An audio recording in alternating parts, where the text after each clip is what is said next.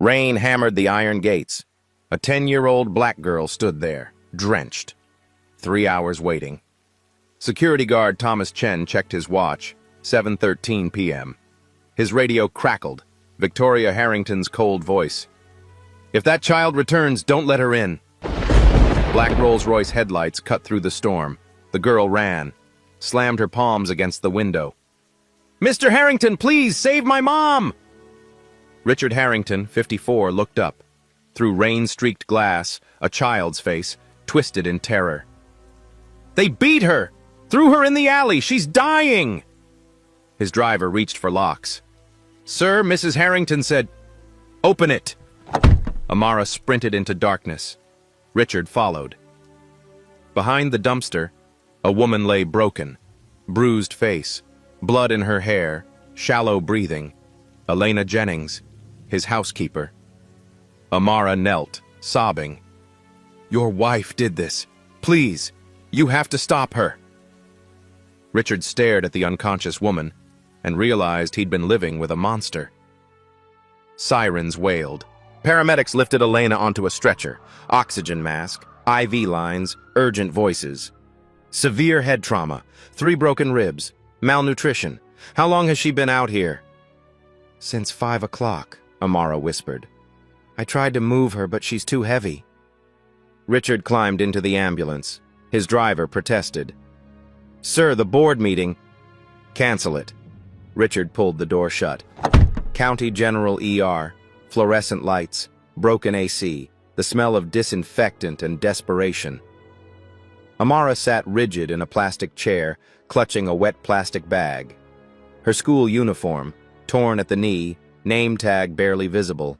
Riverside Elementary, grade 5. Richard sat beside her. "How long has your mother worked for us?" 16 months. Amara didn't look at him. "You never noticed her, did you?" The words hit like a slap. A doctor emerged, Dr. Sarah Kim, exhausted eyes behind wire-rimmed glasses. "She's stable. Concussion, fractured ribs, severe dehydration. These injuries, they're not from a fall." "I know." Richard's jaw tightened. "Someone beat her, repeatedly." Dr. Kim's voice dropped. "And she hasn't eaten properly in weeks. Mr. Harrington, what's going on in your house?" Richard had no answer. The doctor left. Amara finally looked at him. "Mama started working for you last year. Mrs. Victoria was nice at first. Good pay, $3,200 a month. We had our own room." "Had?" "6 months ago, Mrs. Victoria said Mama broke an antique vase. $12,000. She made Mama sign a paper, work without pay until the debt was cleared." Richard's hands curled into fists. "That's illegal." "Mama didn't know. She's not from here. She thought that's how it works." Amara's voice cracked. "Mr. Gerald said if Mama complained, he'd call immigration. Have us deported."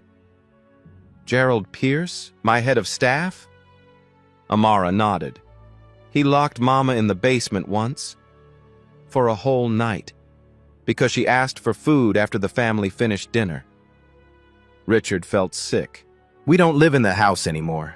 Mrs. Victoria fired us 2 months ago, said we still owed money. But Mama kept coming back, begging for her wages. $8,400. She needed it for my school fees." The plastic bag rustled. Amara opened it. Inside, photographs. Elena and a man in an expensive suit, kissing in a study Richard recognized. His study.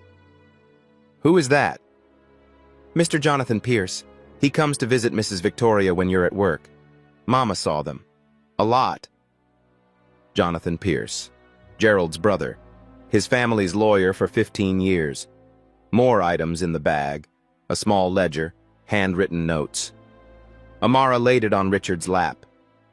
"Mama found this when she cleaned Mr. Gerald's office. He's been taking money from your accounts. $40,000. Maybe more." Richard flipped through pages. Dates, amounts, falsified receipts. His entire household, rotted from the inside. Tonight, Mama went to the house one last time. She told Mrs. Victoria she'd go to the police if she didn't get paid. Mrs. Victoria called Mr. Gerald. Amara's voice went flat. He hit her, kicked her, threw her in the alley like garbage. Why didn't you call the police? I tried. They said it was a civil matter. Said Mama probably owed you money and was lying. Amara's eyes filled with tears. So I waited. For you. Because you're the boss. You're the only one who can make them stop. A nurse appeared. She's awake, asking for her daughter. Elena's hospital room. Sterile white, beeping machines. Her face was barely recognizable. Swollen, bruised, one eye swollen shut. When she saw Richard, she tried to sit up. Panic flooded her features. Mr. Harrington, please, I didn't steal anything. Don't hurt my daughter. Elena. Richard's voice was gentle. I'm not here to hurt anyone. I'm here to help. No. Elena shook her head, wincing.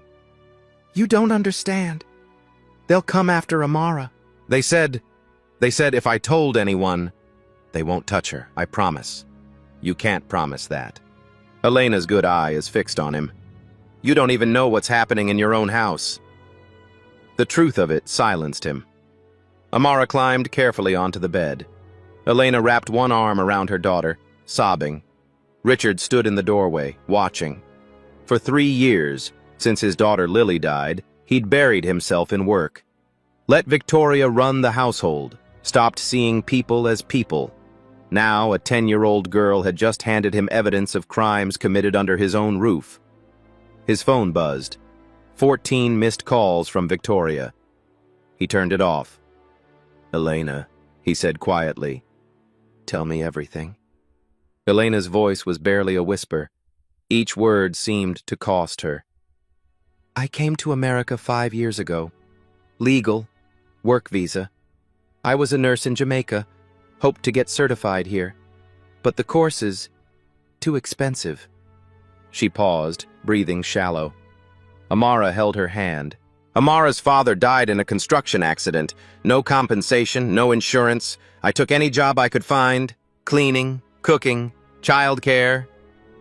Elena's swollen eye leaked tears. Then I saw your job posting. Live-in housekeeper. Good pay. Benefits. It felt like God answered my prayers. The first 6 months were good? Richard asked. Perfect. Mrs. Victoria was kind. She gave Amara books, let her use the library. I thought... Elena's voice broke. I thought we'd finally be safe. What changed? The vase. That stupid vase. Elena's jaw clenched. I was dusting the mantel. Mrs. Victoria came in, started yelling, said I'd broken her grandmother's antique. But Mr. Harrington, I never touched it. It was already cracked when I started cleaning. She set you up. Mr. Gerald showed me the broken pieces. $12,000, he said. He had papers ready. Said I could work it off or go to jail for destruction of property. Elena closed her eyes. I was terrified. I signed. Richard's hands shook. That's fraud. Coercion. I know that now. But then, I was alone. No family here. No lawyer. I thought maybe this is how America works for people like me. Amara spoke up. That's when they stopped paying Mama. Made her work 14-hour days. No days off. Elena nodded. If I asked for food, Mr. Gerald said I was stealing. If I looked tired, Mrs. Victoria said I was lazy. When I asked about my wages, she'd add more to the debt. A chipped plate, $200. A wrinkled tablecloth, $100. They were enslaving you. Yes. The word came out like a sigh. And I let them. Because I was scared. Because Amara needed me. Because... Elena looked at her daughter. Because I didn't want her to see me as weak. Mama, you're not... Shh, baby. Elena touched Amara's cheek. Let me finish. She turned back to Richard. 2 months ago, Mrs. Victoria fired me. Said I still owed $7,000. Told me to leave immediately. No final pay, no references. Mr. Gerald escorted me out like a criminal. But you kept coming back. I had to.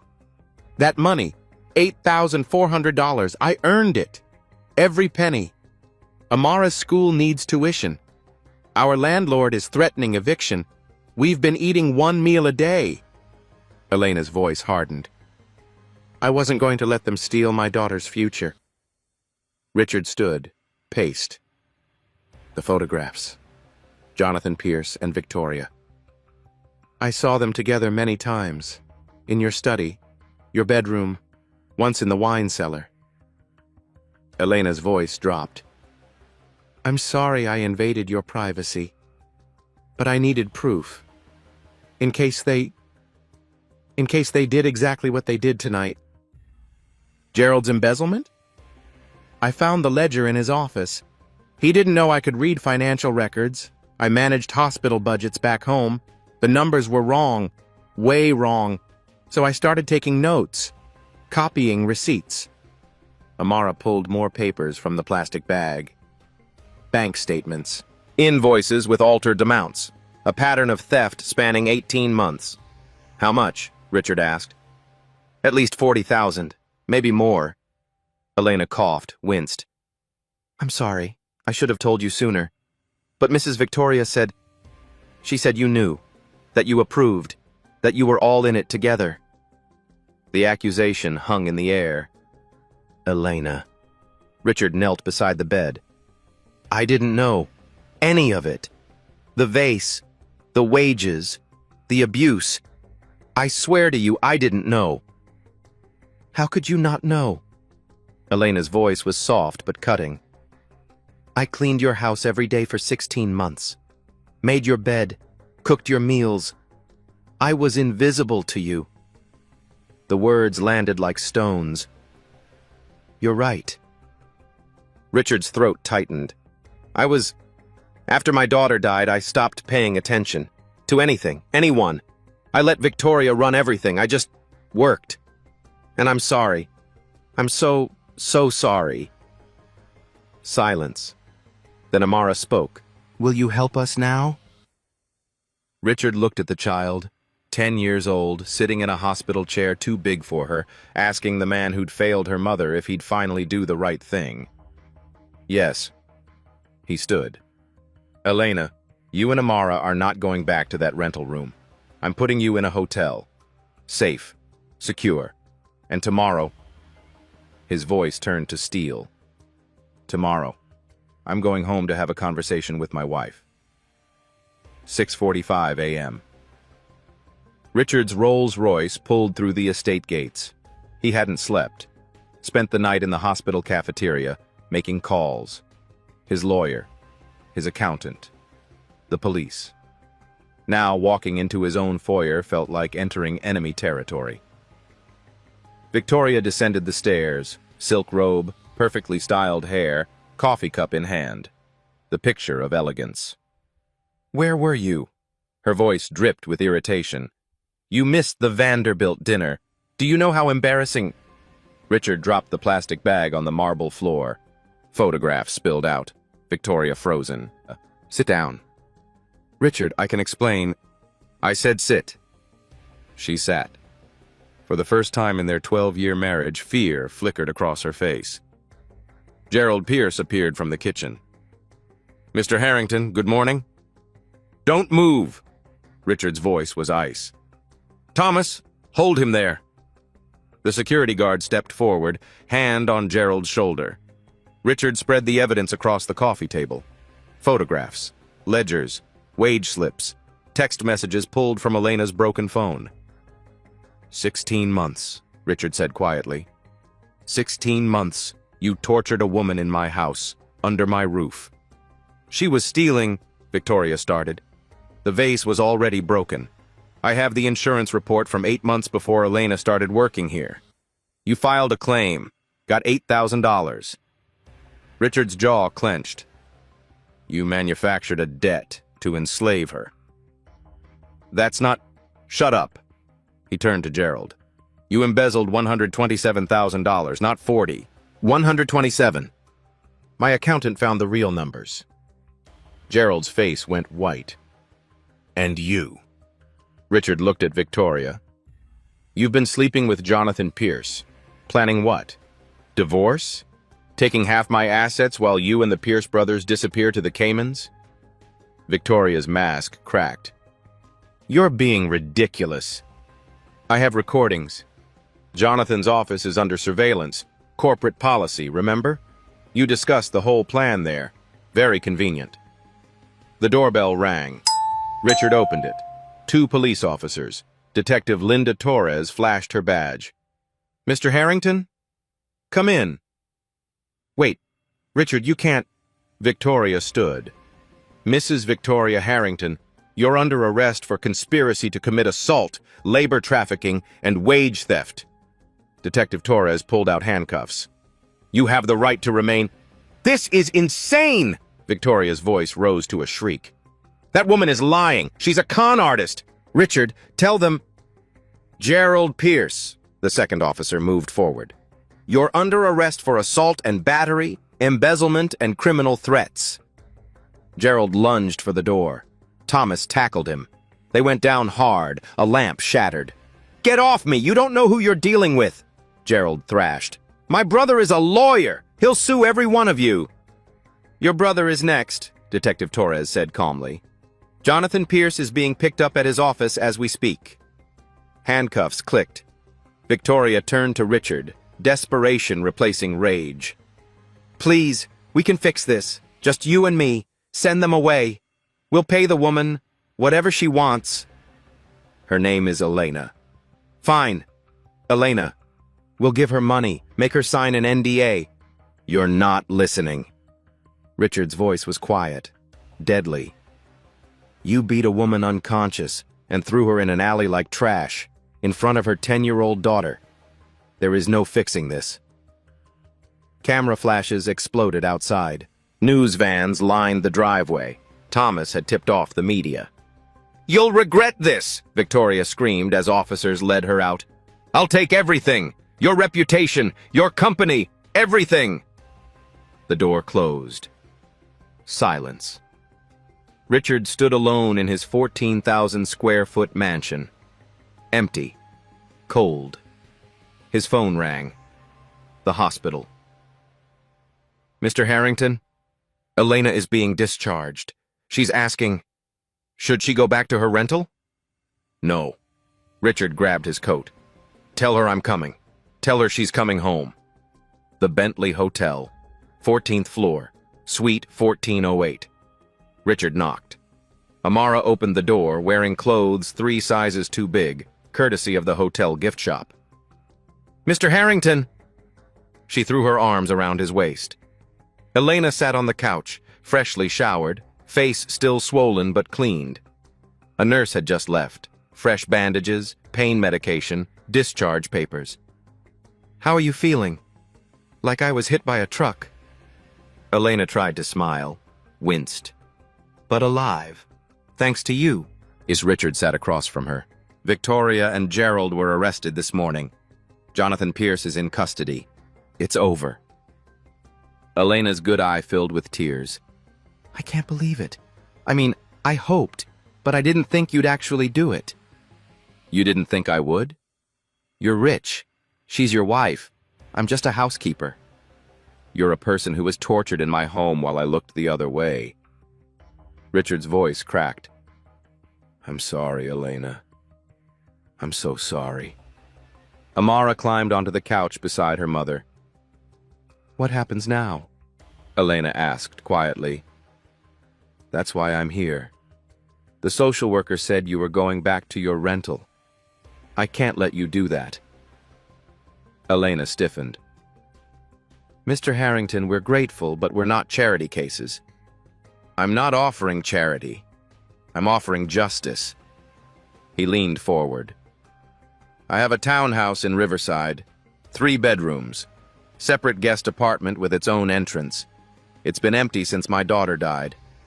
I want you and Amara to stay there. While you recover. While we figure this out. We can't afford rent. No rent. You don't owe me anything. This is me correcting a crime that happened under my roof. Elena shook her head. People will talk. Billionaire and his housekeeper living together. Let them talk. Richard met her eyes. Elena, do you have anywhere else to go? Silence. Our landlord evicted us last week, Amara said softly. We've been sleeping at the laundromat. That's why Mama went to the house. She needed money for a shelter deposit. Richard felt like he'd been punched. Please, he said, let me do this one thing right. Elena looked at her daughter. Amara nodded. Okay, Elena whispered, but just until I find work. I won't be a burden. You were never a burden. You were just invisible to a man who stopped looking. 3 days later, Richard's townhouse in Riverside. Warm, modest. A neighborhood where kids played on sidewalks and people waved hello, missus. Anya Volkov, Richard's longtime housekeeper, showed Elena and Amara the guest apartment. 2 bedrooms, small kitchen, living room with a couch that didn't have springs poking through. Is this real? Amara touched the walls like they might disappear. Very real, little one. Anya smiled. You stay as long as you need. That night, Amara and Elena slept in actual beds. Clean sheets, no sirens, no fear. Elena cried herself to sleep, not from pain, from relief. 1 week later, Richard's home office. He'd been working remotely, couldn't stomach going back to the estate. His lawyer, Marcus Chen, sat across from him, files spread across the desk. The police forensic accountant finished. Gerald didn't embezzle $40,000. Or even 127. How much? 183,000 over 18 months. He was good. Buried it in household expenses, landscaping contracts, catering invoices. Richard's hands curled into fists. There's more.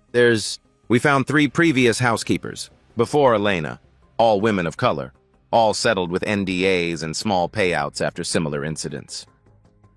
Victoria did this before? Gerald and Jonathan handled it. Victoria claimed the women stole, threatened immigration reports even though 2 were U.S. citizens. They'd pay $5,000 or $10,000 to make it go away. Jonathan drew up the paperwork. Names. I want their names. Marcus slid a paper across the desk. Carmen Rodriguez, Fatima Hassan, Grace Okafor. I've contacted them. They're willing to testify. Richard stared at the names. 3 women he'd never met. 3 women who'd suffered while he signed checks and attended board meetings. What else? Victoria's been documenting your prescription medication use. Xanax for anxiety after Lily died. She planned to claim you're mentally unstable, gain control of your estate through conservatorship. She was going to have me declared incompetent? While stealing from you and sleeping with your lawyer? Yes. Marcus closed the file. Richard, this is bigger than wage theft. This is an organized criminal conspiracy, and they almost got away with it. Richard stood, walked to the window. Across the street, Amara was teaching neighborhood kids how to play hopscotch. I want them prosecuted. All of them. Maximum charges. Already filed. But Richard, they're going to fight. Victoria's family has money, political connections. They'll tear you apart in the media. Let them try. 2 weeks later. The interview that changed everything. Journalist Paula Martinez. Respected. Fair. She'd reached out after seeing the arrest footage. Why are you doing this interview? Paula asked Elena. They sat in Richard's living room. Elena, Amara, Richard, cameras rolling, crew of 6. Elena's bruises had faded to yellow-green. She could open both eyes now. Because if I stay silent, it happens to someone else. Elena's voice was steady. I was terrified. Ashamed. I thought I was the only one. But there are 3 other women, maybe more we don't know about. What do you want people to understand? That people who work in your homes are human. We have names, dreams, families. We're not furniture. We're not invisible. Elena's voice cracked. And when you look away, when you don't ask questions, you're not innocent. You're complicit. Paula turned to Amara.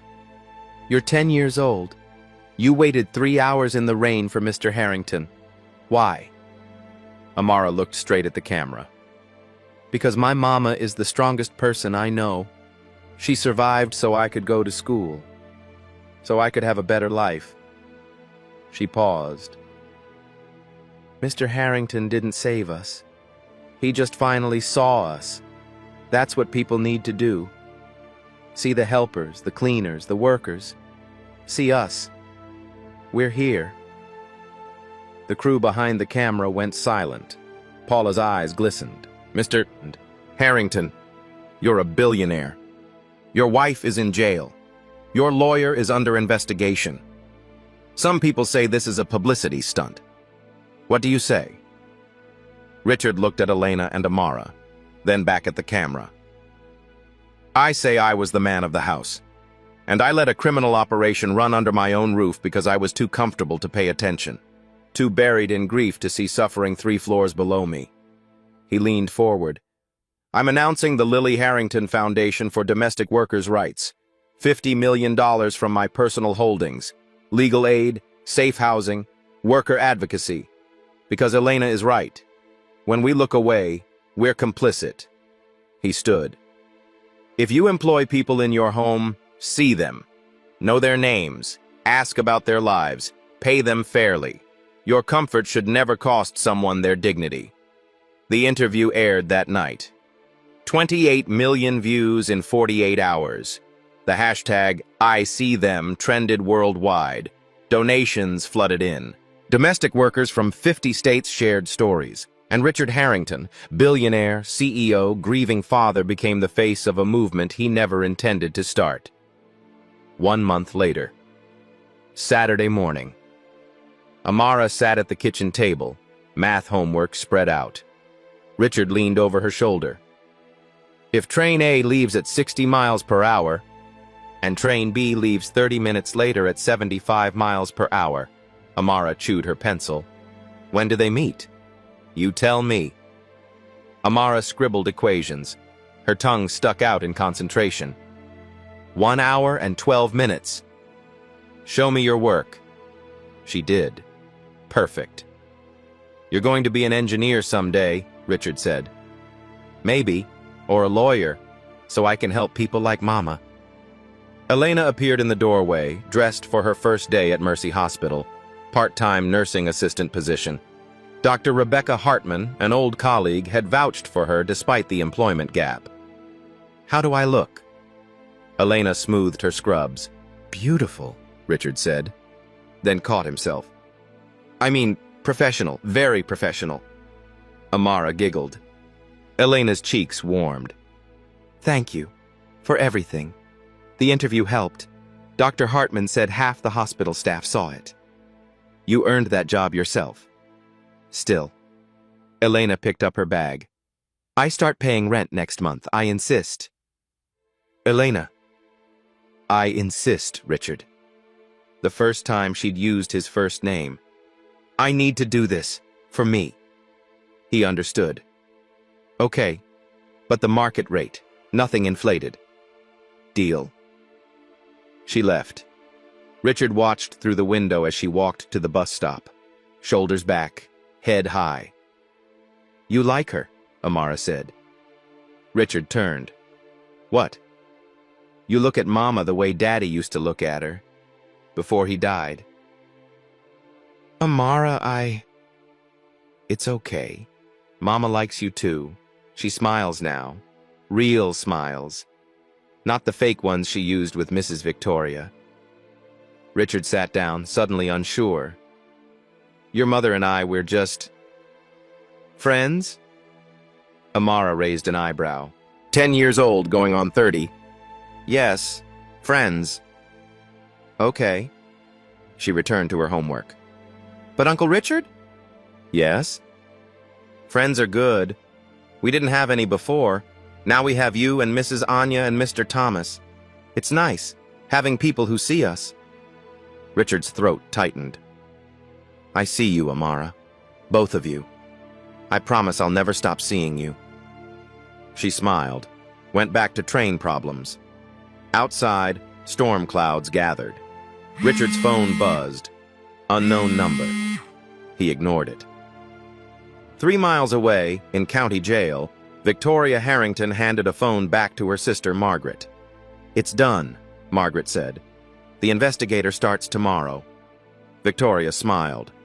Let's see how much he loves his little charity project when the world thinks he's a predator. The tabloid hit newsstands Tuesday morning. Billionaire's secret family. Harrington harbors homeless woman and child in love nest. Richard's phone exploded. 16 missed calls before 8 a.m. The article was poisonous. Anonymous sources claimed Elena was manipulating Richard, that she'd seduced a grieving widower, that Amara was being used as bait. Photos of them at the park, doctored to look intimate. Elena's hand on Richard's arm became inappropriate touching. Amara hugging him became disturbing codependency. By noon, paparazzi camped outside the townhouse. Elena came home from the hospital to find cameras in her face. Miss Jennings, are you in a relationship with Richard Harrington? How much is he paying you? Is this about money or revenge against his wife? She pushed through, shaking. Inside, Amara sat on the couch, laptop open, tears streaming down her face. Mama, they're saying horrible things about you. About us. Elena looked at the screen. Comment sections filled with venom. Gold digger. Liar. Scammer. Worse words. Racial slurs. Baby, close that. Now. Richard burst through the door, his lawyer Marcus right behind him. I'm handling it, Richard said. Filing defamation suits. We'll find out who leaked this. It's her, isn't it? Elena's voice was flat. Victoria, Marcus nodded. Her sister Margaret hired a private investigator. Been following you for weeks. The photos are real, but the context is completely fabricated. This is my fault. Elena stood. Mr. Harrington, we should leave. Go somewhere quiet. This ends if we're gone. No. Richard's jaw set. You're not going anywhere. You don't understand. They'll destroy you. Your company. Your reputation. Elena's hands shook. We're not worth that. You're worth everything. The words came out before Richard could stop them. Silence. Amara looked between them. Uncle Richard. His phone rang. Marcus answered, listened, his face going pale. Richard, Child Protective Services just filed an emergency petition. They're coming for Amara. Elena's knees buckled. Richard caught her. On what grounds? Richard demanded. Anonymous report. Claims Elena is an unfit mother, that she's exploiting Amara, that you're being manipulated. There's a hearing scheduled for Thursday. That's 2 days. Emergency petition. The judge already signed the order. The doorbell rang. Not paparazzi this time. Social worker Brenda Walsh stood on the porch, 2 police officers behind her. She looked apologetic but held official paperwork. Ms. Jennings, Mr. Harrington. I'm sorry. I have a court order for temporary removal of Amara Jennings pending investigation of endangerment allegations. No. Elena's voice broke. No, you can't. Please. Mama? Amara's face went white. Amara, sweetheart, you need to come with us. Brenda stepped inside. I'm calling Judge Morrison right now, Marcus said, phone already dialing. Sir, interfering with CPS is a criminal offense. One officer moved toward Marcus.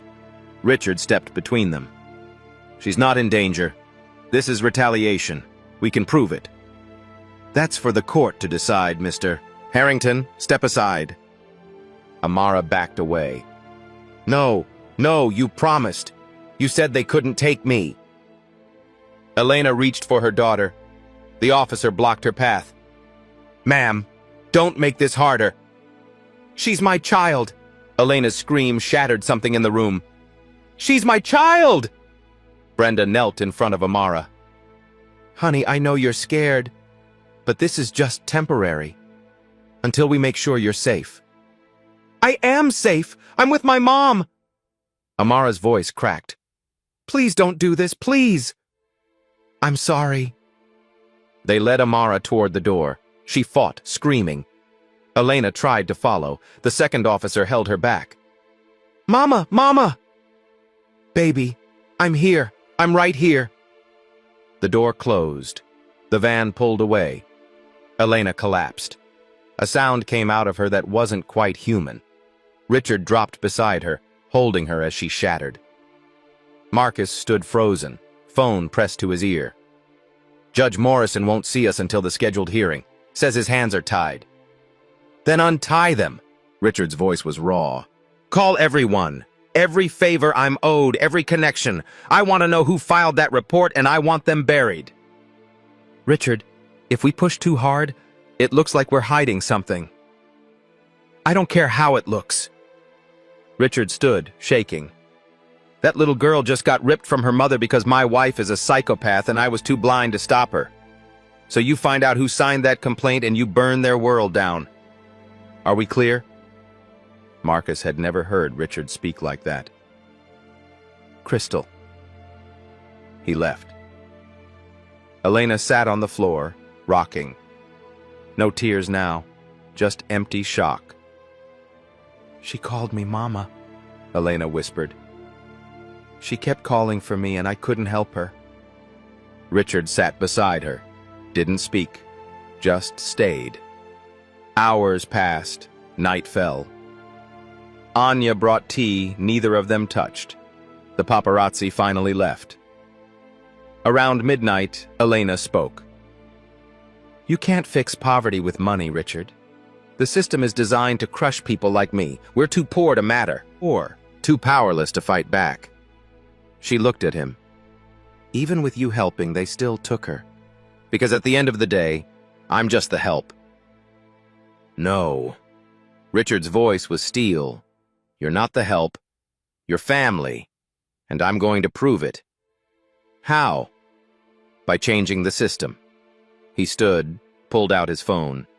I'm going to the source, exposing every lie, every bribe, every connection Victoria has. And I'm going to make sure the world knows exactly who tried to destroy you. What if we lose? Richard looked at her. Then we lose fighting. Together. Elena's eyes filled with tears. Not from despair this time, from something else. Why are you doing this? Really? Because 3 years ago, my daughter died and I stopped seeing people as people. I stopped fighting for anything. Then a 10-year-old girl in a rainstorm reminded me what it means to be brave. He sat back down beside her. You and Amara gave me my life back. Now I'm going to give you yours. Elena leaned against his shoulder, exhausted, terrified, but not alone. Promise me we'll get her back. I promise. Outside, a camera clicked. Tomorrow's headline was already written. But Richard Harrington didn't care about headlines anymore. He cared about a woman who'd survived slavery in his house, and a little girl who deserved better than a world that called her invisible. And he was going to burn that world down to build her a new one. Wednesday morning, Richard's conference room. Crisis team assembled. Rachel Kim, private investigator. Sharp eyes, sharper mind. Marcus Chen, attorney. Files stacked 3 feet high. Jasmine Brooks, PR manager. Already fielding 40 media requests. Dr. Yolanda Martinez, child psychologist. Pro bono for Elena. Thomas Chen, former security guard. The man who'd started it all. 24 hours until the hearing, Richard said. What do we have? Rachel opened her laptop. The CPS complaint was filed from an IP address registered to Margaret Sutton, Victoria's sister, 55 years old, socialite, 3 homes including one in the Hamptons. Connection to Victoria? Deep. Margaret's been visiting Victoria in jail twice weekly. Phone records show 83 calls between them in the past month. And here's the kicker. Rachel pulled up a bank statement. Margaret wired $85,000 to Dr. Harold Klein 3 weeks ago. Who's Dr. Klein? Elena asked. She sat in the corner, hollow-eyed. Hadn't slept. The psychologist who wrote the endangerment report for CPS. Rachel's smile was cold. His license has been suspended in 2 states, New York and California, for providing false testimony in custody cases. Marcus leaned forward. That's inadmissible evidence. We can get the whole case thrown out. There's more. Rachel clicked to another file. Dr. Klein has a history. He's been hired 16 times by wealthy families trying to gain custody from poorer parents. 15 of those cases, he declared the lower-income parent unfit. Pattern of bias, pattern of fraud. Can we prove Margaret hired him specifically to lie? Richard asked. Working on it. But I found this. Rachel played an audio file. Victoria's voice, tinny through a jail phone. Make them suffer. Take the kid. Break them. Margaret's response. Done. Judge Preston owes me favors. It's handled. The room went silent. Judge Preston, Marcus said slowly. Harold Preston. He's the one who signed the emergency order. And he's been to Margaret's Hampton house 4 times in the past year, Rachel added. According to her housekeeper, who I interviewed this morning, Margaret hosts fundraisers for his re-election campaign. So the judge is dirty, Jasmine said. Or at least compromised, Marcus corrected. We file a motion to recuse ourselves, cite conflict of interest. Will it work? Elena's voice was barely audible. It should, but we need more. Richard stood, paced. Rachel, what else? I contacted the 3 previous victims. Carmen Rodriguez is willing to testify. So is Fatima Hassan. Grace Okafor is scared, but she's considering it. Thomas cleared his throat. I have something. Security footage from the estate. 6 months of it. Shows Gerald locking Elena in the basement. Shows Victoria verbally abusing her. Shows Elena being denied food. Why didn't you come forward sooner? Elena asked. Thomas looked at the floor. I was afraid of losing my job. Victoria reported me to immigration. My wife, she's undocumented. I have 2 kids. He met Elena's eyes. I'm sorry, I should have been braver. You're here now, Elena said quietly. That's what matters. Dr. Martinez spoke up. I visited Amara yesterday at the foster home. She's with the Kowalski family. Good people. But Amara is showing signs of acute trauma. Nightmares, not eating. She keeps asking when her mother is coming. Elena's composure cracked. Richard moved to her side. I need to see her, Elena whispered. Supervised visitation is this afternoon, Marcus said gently. 2 hours, at the CPS office. 2 hours! Elena's laugh was bitter. 2 hours with my own daughter. We're going to fix this, Richard said. You keep saying that. But what if we can't? Elena looked up at him. What if they decide I'm not good enough? That I'll never be good enough because I was homeless and desperate and stupid enough to trust the wrong people? Then we appeal, and we fight, and we don't stop fighting until you get her back. Jasmine interrupted. We need to go public. Controlled narrative before they spin this further. Show the evidence. Expose Margaret and Klein and Preston. That's risky, Marcus warned. Could prejudice the case. Or it could save it, Rachel countered. Public pressure works. The ISE Them movement is already mobilizing. Protests planned outside the courthouse tomorrow. The media is hungry for the real story. Richard looked at Elena. It's your call. Your story to tell. Elena stood, wiped her eyes. Then let's tell it. All of it? Jasmine asked. The abuse? The slavery? The conspiracy? All of it. Elena's voice hardened. If my suffering can help one other mother keep her child, then it's worth it. Let them see what Victoria Harrington really is. Let them see what people like Margaret Sutton do to people like me. Richard squeezed her hand. Then we go to war. Thursday morning, family court, standing room only. Outside, 300 protesters chanted, "Free Amara! Justice for Elena!" News helicopters circled overhead. Judge Harold Preston looked uncomfortable. Very uncomfortable. Elena sat at the plaintiff's table, hands folded. Richard beside her. Marcus on the other side, briefcase full of ammunition. Across the aisle, Margaret Sutton's attorney. Expensive suit. Smug smile. Your Honor. Marcus stood immediately. Before we proceed, I'm filing a motion to recuse. You have a documented relationship with Margaret Sutton, who filed the complaint. You've attended her fundraisers, accepted campaign donations. Judge Preston's face reddened. Counselor, I resent the implication. I have photographs, bank records, and a recording of Mrs. Sutton telling her sister, Judge Preston owes me favors. It's handled. The courtroom erupted. Another judge, Maria Santos, entered from chambers. Judge Preston, a word.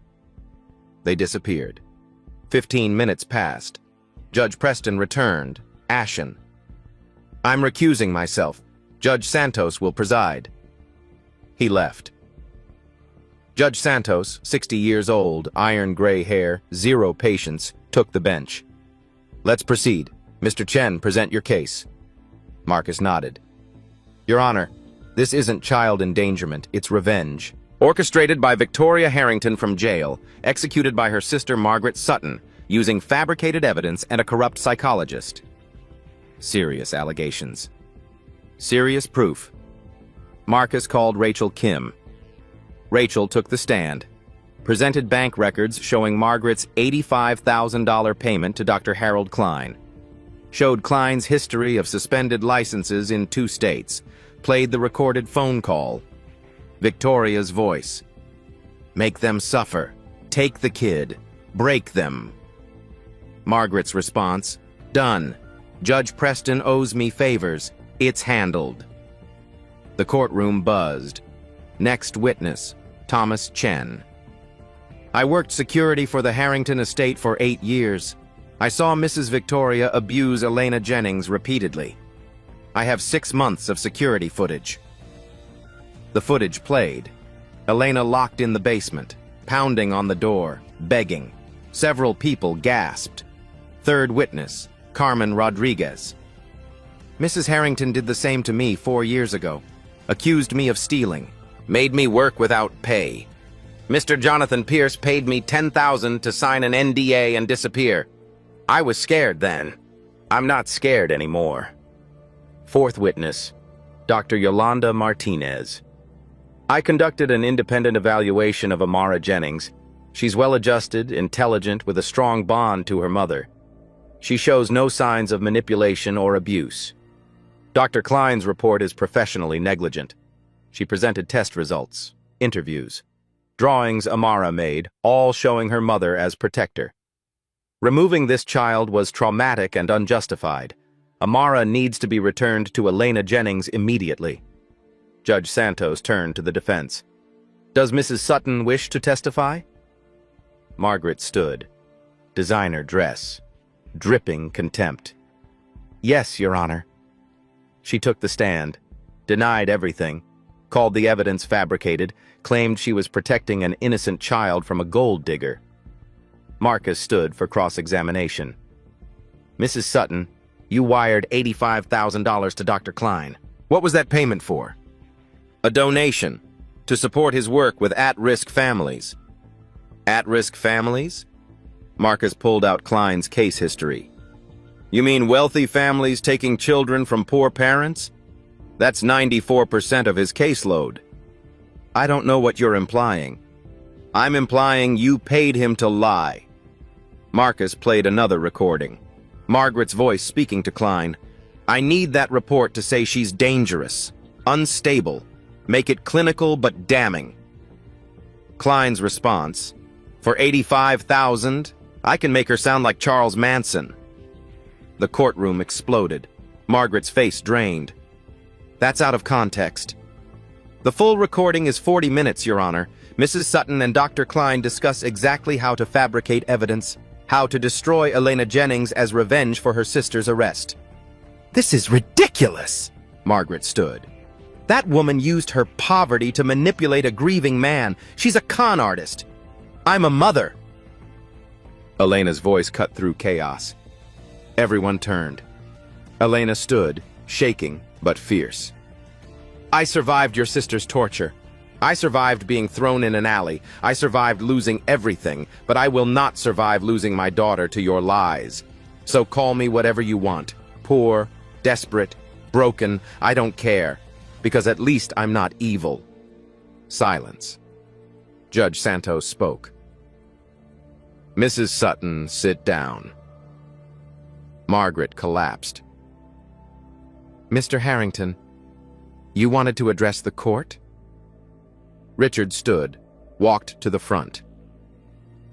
Your Honor, I am a billionaire. I have power, resources, the best lawyers. And even I almost lost someone precious because the system can be bought. If people like me can't protect vulnerable families from vindictive attacks, what chance does anyone else have? He paused. The worst evil hides in our own comfortable silence. I was silent for too long. My silence nearly cost Elena everything. Richard's voice strengthened. I'm done being silent. Amara Jennings belongs with her mother. Elena Jennings is not a criminal. She's a survivor, and she deserves justice. Judge Santos let the words hang. Then she spoke. I've reviewed the evidence. The initial report was filed in bad faith using fabricated testimony. Mrs. Sutton, you will be investigated for conspiracy and witness tampering. She turned to Elena. Ms. Jennings, based on Dr. Martinez's evaluation and clear evidence of appropriate care, custody of Amara Jennings is immediately restored to you. Elena's knees buckled. Richard caught her. The gallery erupted. Protesters outside roared. Bailiff, bring in the child! A side door opened. Amara stood there, eyes wide. Mama? Baby! Elena ran, scooped Amara into her arms, both sobbing. Richard wrapped his arms around both. Margaret Sutton left screaming threats no one heard. Outside, the media swarmed. Richard stepped to the microphones. Elena and Amara behind him, hands linked. Today, justice was served. But the work isn't done. There are thousands of Elenas who never get their day in court. That changes now. He pulled out a prepared statement. I'm expanding the Lily Harrington Foundation. $100 million for legal aid, domestic worker protection, a national hotline for anyone suffering abuse in private homes, because what happened to Elena happens every day, behind closed doors, in comfortable silence. He looked back at Elena and Amara. These two women taught me what courage looks like. Now it's time for the rest of us to be brave enough to see, to speak, to act. The footage went viral in minutes. 20 countries, 40 languages, and in a county jail cell, Victoria Harrington threw her lunch tray against the wall and screamed. 1 year later, Saturday morning, a modest house in a tree-lined neighborhood, Elena's home, purchased with her foundation salary, Richard co-signed. The kitchen smelled like pancakes and coffee. Amara, now 11, flipped batter at the stove. Richard sat at the table reading the newspaper. Elena set out plates, humming. Don't burn them this time, Elena teased. That was one time, Mama. Amara rolled her eyes. And Uncle Richard ate them anyway. They had character, Richard said. The doorbell rang. Thomas Chen and his family, Anya Volkov with pastries, Sunday brunch, found a family filling the small dining room. After breakfast, Amara made an announcement. I got into the accelerated math program. And Ms. Brooks said I can intern at the foundation this summer. Everyone cheered. That's my girl, Elena said. Our girl, Richard corrected softly. Elena met his gaze. Something passed between them. Something growing for months. Later that evening, the Lily Harrington Foundation Gala. 1-year celebration. Statistics displayed on screens. 1,247 workers helped. 89 abusive employers prosecuted. 4.2 million in stolen wages recovered. 34 states are considering workers' rights legislation. Elena took the stage. Director of Survivor Advocacy. Confidence. Strong. A year ago, I was dying in an alley. Today, I stand here because one little girl refused to be invisible, and one man chose to see us. But we can't rely on chance. We need systems that protect everyone. Applause thundered. After the gala, the rooftop, city lights below, Richard and Elena alone. We did it, Elena said. We actually changed things. You changed things. I just wrote checks. You did more than that. Elena turned to face him. You gave me back my dignity, my daughter, my life. You gave me mine first. Richard stepped closer. Elena, I need to tell you something. I know. Her smile was soft. Amara told me you've been rehearsing for weeks. Richard laughed. That girl can't keep a secret. She said you're scared I'll say no. Will you? Say no to what? You haven't asked anything yet. Richard took her hands. I love you. I love Amara. I want to be your family, officially, if you'll have me. Elena's eyes filled with tears. Richard Harrington, are you proposing? Yes. If it's not too soon, or... Elena kissed him. Gentle, real, earned. Yes, she whispered. Yes. They stood holding each other, the city alive below.